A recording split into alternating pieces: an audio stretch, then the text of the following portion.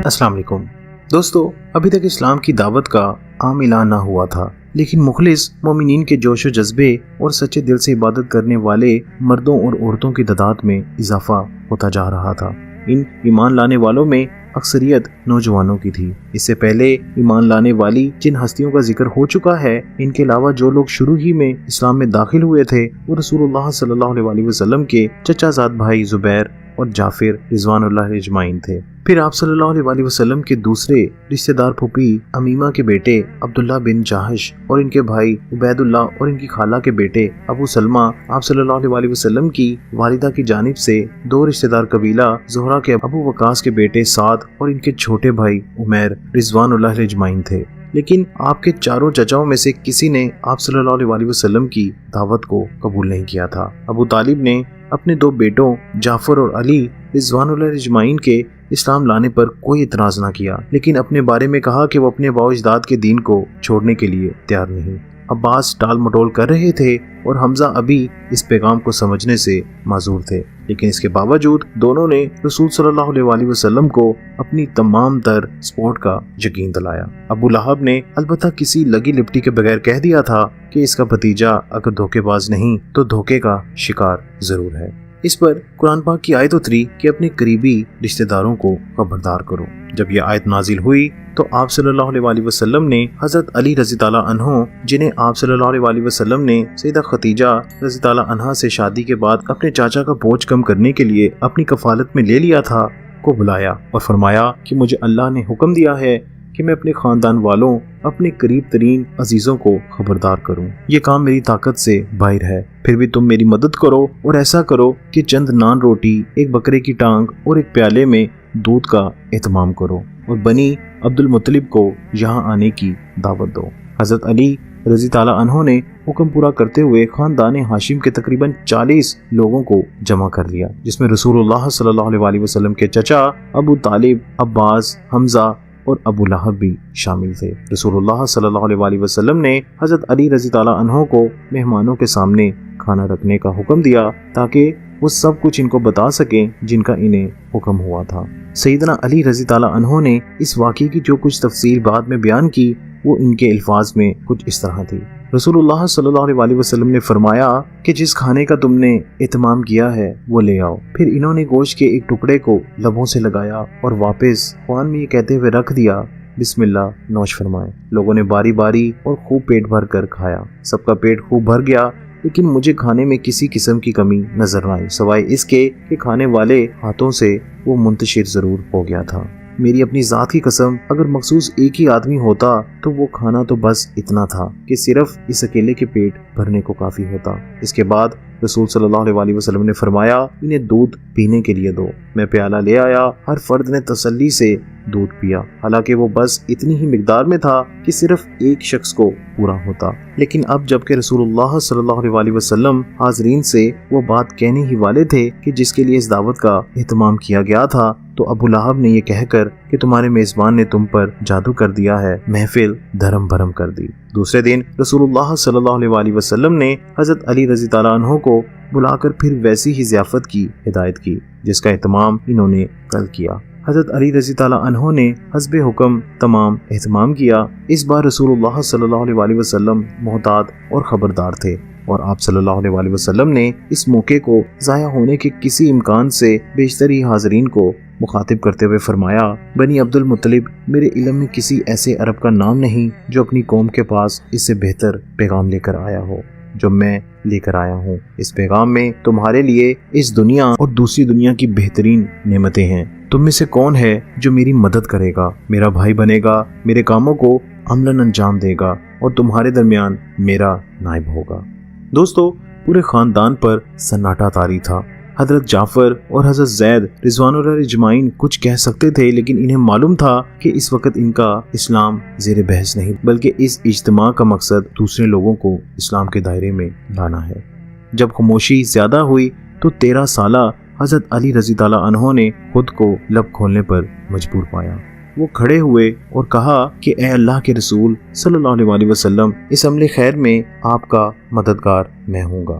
رسول اللہ صلی اللہ علیہ وسلم نے حضرت علی رضی تعالیٰ عنہ کی گردن کی پشت پر دست مبارک رکھ کر فرمایا، یہ ہے میرا بھائی، میری منشا کو تکمیل تک پہنچانے والا اور تمہارے درمیان میرا جانشین، اس کی بات غور سے سنو اور اس کی اطاعت کرو۔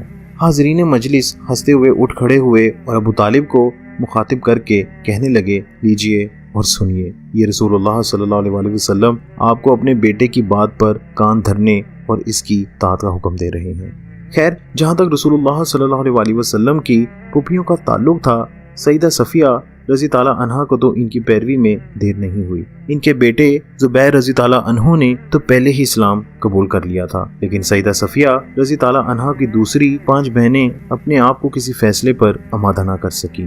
عروہ کا رویہ ان سب سے انوکھا تھا۔ وہ کہنے لگی، میں دیکھ رہی ہوں کہ میری بہنیں کیا کرتی ہیں۔ اس کے برعکس سیدہ ام فضل رضی تعالیٰ عنہ، جو حضرت عباس رضی تعالیٰ عنہ سے شادی کے بعد رشتے میں ان کی چچی ہو گئی تھی، وہ سیدہ خدیجہ رضی تعالیٰ عنہ کے بعد پہلی خاتون تھی جو اسلام میں داخل ہوئی، حالانکہ ان کے شوہر نے ابھی تک اسلام قبول نہیں کیا تھا۔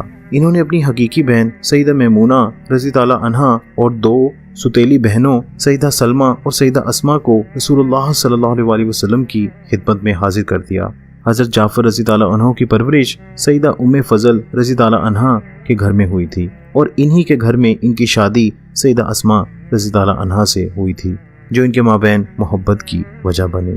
حضرت جعفر رضی تعالیٰ عنہ نے ان سے حال ہی میں شادی کر لی تھی اور حضرت حمزہ رضی تعالیٰ عنہ نے ان کی بہن سیدہ سلمہ رضی تعالیٰ عنہ سے شادی کر لی تھی۔ ایک اور دوسری خاتون جو اسلام میں داخل ہوئیں وہ سیدہ ام ایمن رضی تعالیٰ عنہ تھی۔ رسول اللہ صلی اللہ علیہ وسلم نے ان کے متعلق ارشاد فرمایا کہ جس کسی کو بھی خاتون جنت سے شادی کی خواہش ہے تو اسے چاہے کہ ام ایمن رضی تعالیٰ عنہ سے شادی کر لے۔ رسول صلی اللہ علیہ وسلم کا یہ قول حضرت زید رضی تعالیٰ عنہ کے دل کو لگ گیا۔ وہ حضرت زید رضی تعالیٰ عنہ سے عمر میں بہت بڑی تھی، لیکن عمر کا یہ فرق ان کے فیصلے کی راہ میں رکاوٹ نہ بن سکا۔ انہوں نے رسول اللہ صلی اللہ علیہ وسلم سے اپنے دل کی بات کہی تو آپ صلی اللہ علیہ وسلم کو سیدہ ام ایمن رضی تعالیٰ عنہ کو اس شادی پر راضی کرنے میں کوئی وقت پیش نہ آیا۔ سیدہ ام ایمن رضی تعالیٰ عنہ کے بدن سے حضرت زید رضی تعالیٰ عنہ کا ایک بیٹا پیدا ہوا، جس کا نام انہوں نے اسامہ رضی تعالیٰ عنہ رکھا، اور ان کی پرورش رسول اللہ صلی اللہ علیہ وسلم کے پوتے کے طور پر ہوئی۔ آپ صلی اللہ علیہ وسلم سیدنا اسامہ رضی تعالیٰ عنہ سے بہت محبت فرماتے تھے۔ دوستو، اسلام کے ان ابتدائی دنوں میں اصحاب رسول صلی اللہ علیہ وسلم اکثر مل جل کر ایک جماعت کی صورت میں مکہ سے باہر چھوٹی چھوٹی وادیوں میں چلے جاتے تاکہ لوگوں کی نظروں سے چھپ کر نماز ادا کر سکیں۔ لیکن ایک بار نماز کے دوران چند بت پرست اس طرف آن نکلے اور چھیڑ چھاڑ شروع کر دی۔ حالات زیادہ خراب ہوئے اور ہاتھا پائی تک نوبت آن پہنچی۔ قبیلہ بنو زہرہ کہ حضرت سعد رضی تعالیٰ عنہ نے اونٹ کے جبڑے کی ہڈی سے ایک کافر کو زخمی کر دیا۔ اسلام کے آنے کے بعد خونی نوعیت کا یہ پہلا واقعہ تھا، لیکن اس واقعے کے بعد انہوں نے اس وقت تک تشدد سے گریز کیا کیونکہ اللہ تعالیٰ کا یہی فیصلہ تھا، اور آپ صلی اللہ علیہ وسلم مسلسل اپنے سب فالوورز کو صبر اور برداشت کا حکم دے رہے تھے۔ دوسری طرف تشدد کا یہ واقعہ ایک بہت بڑی حیثیت رکھتا تھا۔ قریش کا رویہ نئے مذہب کے معاملے میں برداشت اور درگزر کا تھا، حتیٰ کہ رسول اللہ صلی اللہ علیہ وسلم کے برملا اعلان نبوت کے بعد بھی اس میں کوئی خاص فرق نہ آیا۔ لیکن جب انہوں نے دیکھا کہ نئے مذہب کا ہدف ان کے دیوتا، ان کے اصول زندگی اور معاشرے کی وہ برائیاں تھیں جن کی جڑیں اس معاشرے کی گہرائیوں تک اتر چکی تھی، تو ان کے بعض سرکردہ لوگ ایک گروپ کی صورت میں حضرت ابو طالب سے ملاقات کے لیے گئے۔ حضرت ابو طالب نے انہیں آرام سے جواب دے کر مطمئن کر دیا، لیکن جب کفار نے دیکھا کہ حضرت ابو طالب نے عملی طور پر کچھ قدم نہیں اٹھایا تو وہ لوگ پھر واپس آئے اور حضرت ابو طالب سے مخاطب ہو کر کہا، اے ابو طالب، ہم لوگوں میں آپ معزز اور بلند مرتبے پہ ہیں۔ ہم نے آپ سے بھائی کے بیٹے کو قابو میں رکھنے کی ریکویسٹ کی، لیکن آپ نے ابھی تک کچھ نہیں کیا۔ اپنے دیوتاؤں کی قسم، ہم اپنے بزرگوں کی توہین زیادہ دن تک برداشت نہیں کریں گے۔ ہم اپنے طور طریقوں کو ہنسی مذاق کا نشانہ نہ بننے دیں گے اور نہ ہی اپنے دیوتاؤں کی برائی سن سکیں گے۔ یا تو آپ اسے باز رہیں ورنہ ہم آپ دونوں کے خلاف ہو جائیں گے۔